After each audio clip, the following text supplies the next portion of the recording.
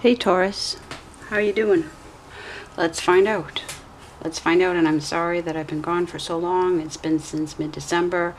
There are three major reasons. One was that I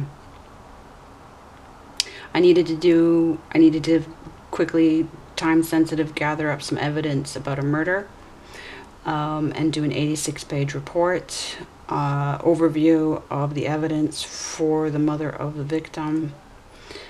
And it's connected to about 10 other murders, 11 other murders. So it's really just an overview at 86 pages. I'd confronted some of the people that I believe to be involved online, and they scrubbed a bunch of evidence that I had already collected screenshots of. These are cases that connect over fairly recent, like within the last 6 months, going back to like 5.5, 6 years, sometimes 7 or 8 years. And then I've been working on a 350-page astrology book for the last 8 months that my guides have been, I didn't know I was going to be doing it even 8 months ago. And then they said, no, let's do this. Okay. I didn't even know, well, there's a bunch I didn't know. Guides bring stuff to me fairly immediately. And, so it's 350 pages. It's 13 months long. It starts in 2 weeks in April. I was going to have it launched a couple months ago, but including the fact that they even deleted the book on me and I had to rebuild it from screenshots of a earlier PDF version. Yeah, it's just been, it's a rat race just to get it out the door. So that and a Leo, we're going to always interpret the death card very carefully from now on, because I saw it coming for months, and at the same time I just took it to be a and it truly is. It's been a transformative experience for the Leo in my life, but it did include a death and being brought back from it. Yeah, we're going to be looking at that. I always took it seriously, but at the same time, wow. And so yeah, it's somebody that's been close to me since I was like 3 years old, and she's a very powerful person, and this is part of her powerful transformation. And never doubt a Leo's word. That's what I'll say. And I know Taurus, we're supposed to be incredibly fond of Leos. And I'm a Taurus aura. I was born in the Taurus season, but the sun was technically in Aries. I'm also a Taurus Venus, and that's why so many candles. And the fabric and everything, and the paintings that are mine. This is a painting I haven't finished yet, so it's there to inspire me to finish it one day. But anyway, I seem to be connecting strongly with my Kali, Mother Earth, Grandmother Spider. For Leo, I sent her in search of, or them, sent Leos in search of goddess Sekhmet, an Egyptian lion goddess. And which brings me to Egypt, Taurus, and the fact that my studies, and I found somebody on YouTube who is going down the same path, but the astrologer Cyril Fagan, is one of my guides, he figured out that the pyramids in Giza align with Aldebaran in Taurus in your constellation, not Sirius. And so, I mean, but the Egyptian year actually started with Taurus. So that's something for you to dig into if you're interested. And if it'll help at all, I put the link to the astrology workbook in the description. And I decided on habitats for each of the signs in each of the houses. So you and your money house, I put in the Mongolian gur, which Westerners call a yurt, the round tent. And that might motivate you to something. I put links in the book to resources to investigate that. But all my ideas about what the planets mean and things like that. Your Venus that rules you would be, I consider to be prenuptial energy, right? Knowing what you want, what you need, and negotiating to get it. And having said that, these two decks have arrived. I gave most of my oracle cards, my Aboriginal and my African oracle cards, to my Leo, because those are her guides as well, and they wanted me to do that. So in the meantime, these arrived to me from Spain, from Ibiza Tarot, and I'll put the link to her shop, their shop, in the description. This is the Japanese deck of prints from an artist printmaker from the first half of the 20th century, Ohara Koson, and I'm going to say that completely wrong, and I'm sorry. They've taken 22 of his prints and turned them into a major arcana. I'm going to use that as the beginning oracle, and as an end oracle, the ancient India Tarot, which I believe is taking wisdom from the Bhagavad Gita and traditional paintings that I need to go find who the artists are. Beautiful decks, but I really love, at first I was hesitant, but as soon as I started using them, the words that have been chosen to be put on the cards for each meaning are amazing, and different effects, different results than I would achieve otherwise. Their insights are different than mine, and I love that. That's why I go looking for cultural decks, to bring in the wisdom from everybody's perspective, right? What we can find. So Taurus, having said all that, let's put India aside. We will also, in between, get the Tattoo Tarot out and see what's what. Now, these have been shuffled. They don't like to fly, they like to split.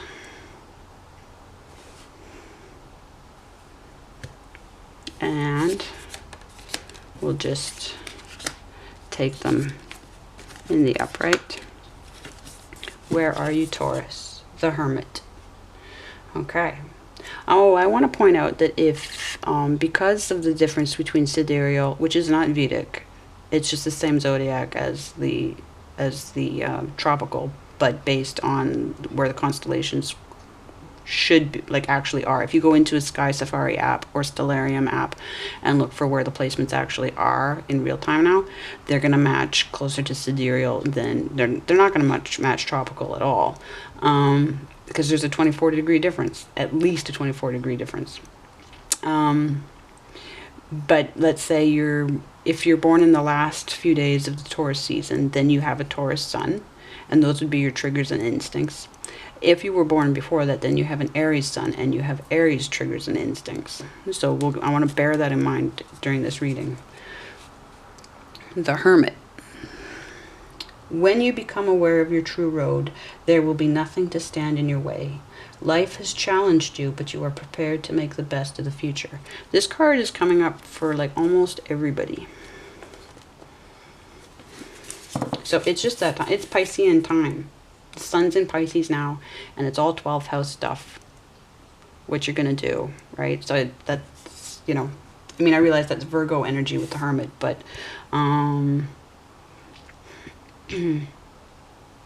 but right now we're in the release phase of, yes or no. The Chariot. Yeah, water energy here. Continue your struggle, and the end you seek will be achieved. Honor, acclaim, and recognition are all possible outcomes for you if you do not quit. Another thing I want to point out, Taurus, is that for me, you are cardinal, not fixed. I explain that in my book. You are the bull that gets people running. Yes? Drinks are named for you, for getting people up and going. But there's also the fact that the year in Egypt started in Taurus. Yes? This is all cardinal energy. Fixed energy means the problem solving. But you are the money house. You're the second house. You are a cardinal house. So therefore, I got rid of Ptolemy's classification for you. And because Virgo doesn't match mutable either, that Virgo matches fixed. And Capricorn gets all the way up the goddamn mountain. So and he's a goatfish, for crying out loud. But mutable means being dependent on the actions of others. And in order to build the business, in order to, be profitable, you have to have others. So obviously Capricorn, he put all the classifications based on the the tropical on the tropics, the solstices, and decided that every energy should start at a solstice. And it's, no, that, well, if that works scientifically, fine. But if it doesn't, it doesn't, and it doesn't. So, Taurus, if it helps at all to see yourself as cardinal rather than fixed, you're not stuck in your ways. You're not. It's not about being stubborn. It's about being a starter. You get us up and off our feet. The Sun. You are approaching a moment that has the potential to change your life. Take full advantage of this time and you will achieve a future of endless possibility. Right, so no, again, and I think it's really important then to say, to see yourself as cardinal and not fixed. Not that there's anything wrong with fixed. Fixed is the problem solving mode, right? We need it. But that's hermit mode. That's hermit mode. So let's be clear about what are hermit things to do, what's Virgo things to do, and what is Taurus things to do. Okay. So the Sun, and we're talking about triggers and instincts as well then. So let's see what Tattoo has to say.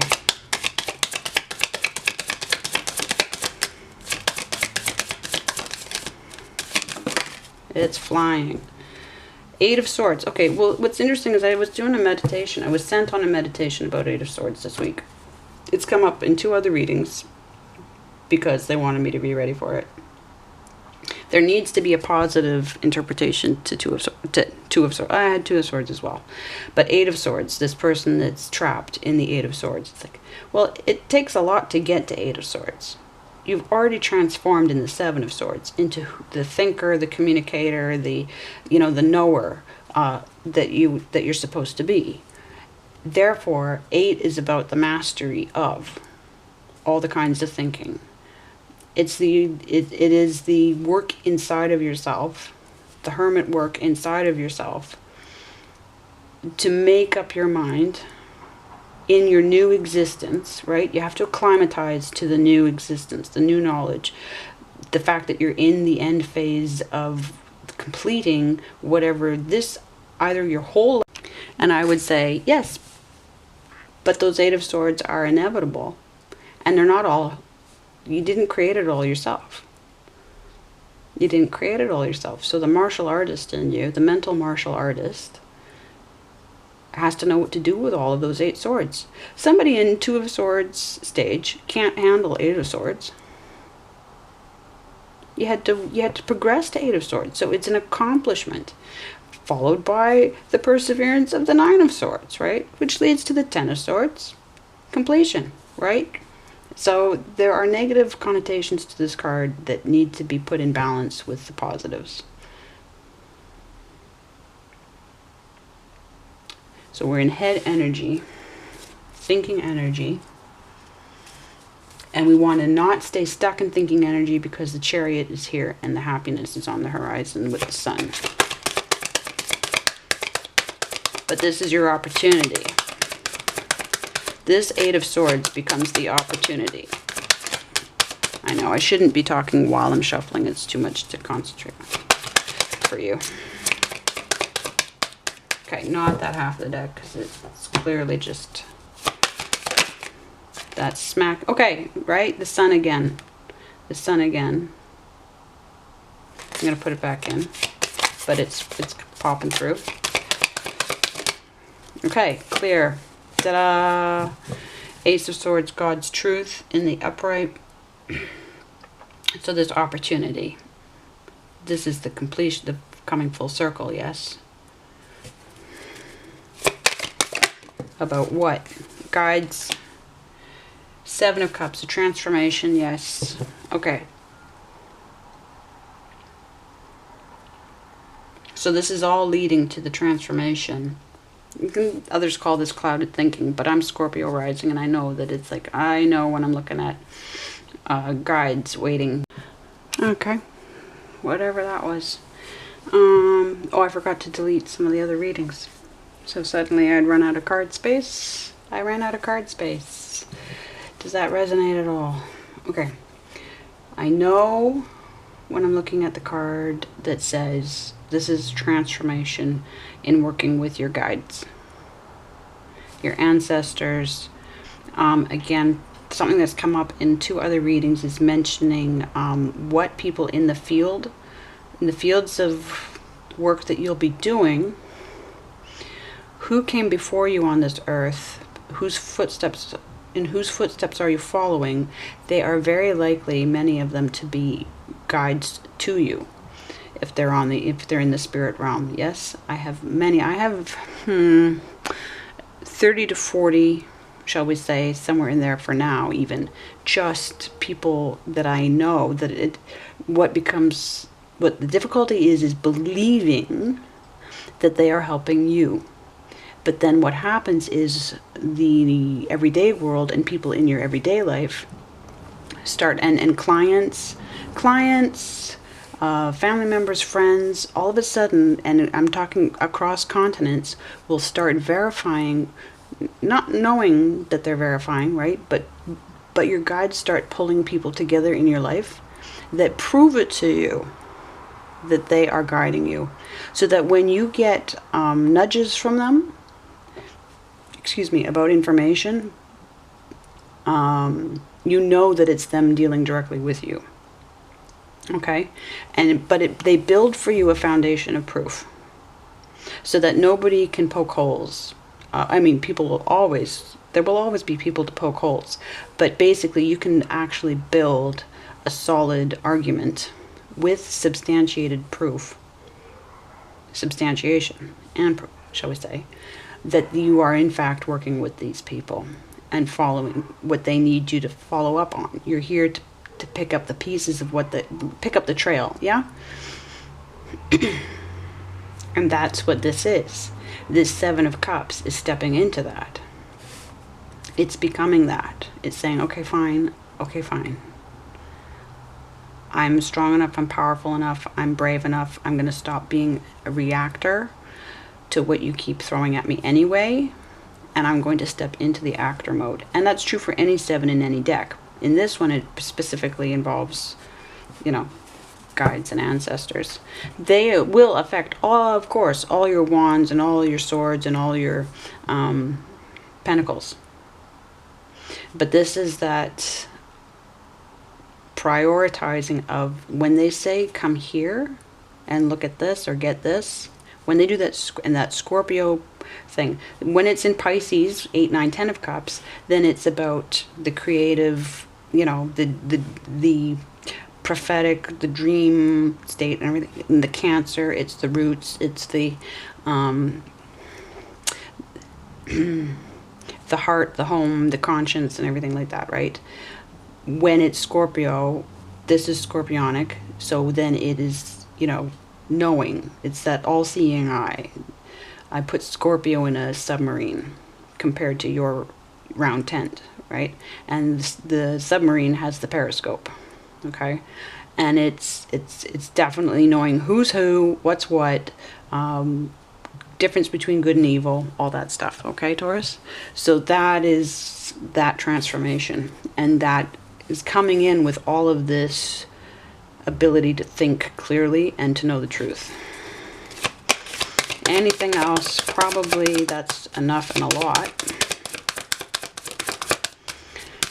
I'll check the other half of the deck.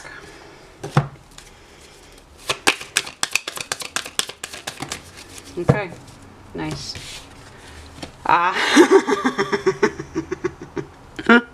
Hi, Priestess. Done. Yep. So Mother Earth, I was saying she's coming in strong in all of these readings. And I can take it as masculine in Australian Aboriginal astrologies. The moon is masculine, the sun is feminine.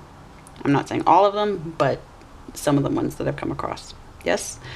Or one of the ones I've come across that is being used to speak for many of them. And right, that would be wrong, of course. So, but this knowing, this level of knowing is completely what we're talking about transforming into in this card. And here's how. Here's how. I mean, this High Priestess is in this Eight of Swords, right? She looks like a victim, and that could be a projection. It's just a necessary phase. And that person in that Eight of Swords energy is going to be is this High Priestess energy, yeah? And will do with those 8 swords what needs to be done. So let's finish up, because that's very clear. Let's get India's opinion. What do we have? The Magician. Ta-da! From Hermit to Magician. The Magician is the Hermit Hermit's the Magician. Start moving and be open to the magic all around you. That Chariot energy, yes. Find a magic snake charmer and success will be yours. Right? Playful speak there, but yes, absolutely. That snake charmer gets those 8 swords all wrapped around themselves, yes? And there's snakes in these cups. The Empress. What am I This is the only time this card's come up in all of these readings. And it's yours. It's Venus. Ta-da, ta-da. Enjoy creating the visions you see in your meditations. I just used the word meditation in this reading as well. And use your intuition to make beauty and communicate your inner essence. Dance together.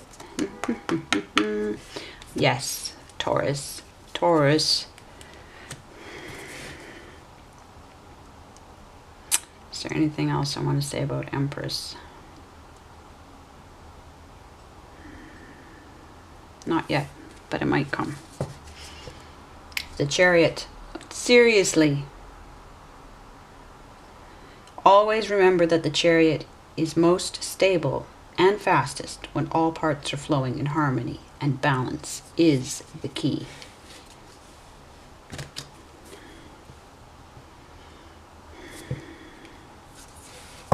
Harmony and balance. Okay, let's see if they want to clear up. Okay, yeah. Yeah, spiritual fullness. Spiritual fullness, Taurus. If you have an Aries sun, check your triggers. If you have a Taurus, okay, so if you have a Taurus sun, your triggers will be Venusian. Well, they'll be between appetites and needs and wants, attractions. Yes. So there could be contracts, there could be people that you are tied to that need to be reviewed. You could have behaviors there where somebody totally just snaps you out of your true nature, or snaps you out of your strength into reaction mode. If you have Aries sun, then your triggers and instincts, and then you want to take your triggers and go into the triggers. If something, whatever triggers come up, Taurus, go into them. Go into them and you find the way through them. Yeah. Don't try to just shut them down. Explore them, evaluate them, cure them. If you have Aries sun, then your triggers and instincts are in, well, basically your first, and you'd have money triggers, you'd have financial triggers not in Aries but in Taurus, right? Because your second house. So in Aries you'd have heart triggers, so love and loyalty triggers. Yeah, I guess that's more actually further to the point for Taurus, the financial triggers, okay, connected to that kind of Venus energy. And Aries, it's the house of self, your inner self, your identity, okay? So you could be triggered into wondering who you are, second-guessing your nature, physical qualities that you're not comfortable with, that somebody says something about, or you say something to yourself about. What are you telling yourself? But also Mars rules Aries, and so that's your heart your love and your loyalties, right? So those are areas that could come up, that could be putting you in the Eight of Swords, and that's where your triggers are. And let's say there are 8 triggers. Let's say that all of those swords are triggers, but then you have all of your instincts, and it's just time. It's just time, because spiritual fulfillment is here. The sun is here. Yes, Taurus. Well done, Taurus. Chariot is here twice. Movement is here twice. You are cardinal. This is affirmation for me that you are cardinal, not fixed. I didn't need any more affirmation, but for us together here, absolutely. Magician energy. Move. Move. This is awesome. Very exciting. Let me know what you're doing if you want. Okay, Taurus? And I'll be back in a week or 2. And yeah, and and then that astrology workbook, I start video guidance for that in a week. Okay, much love.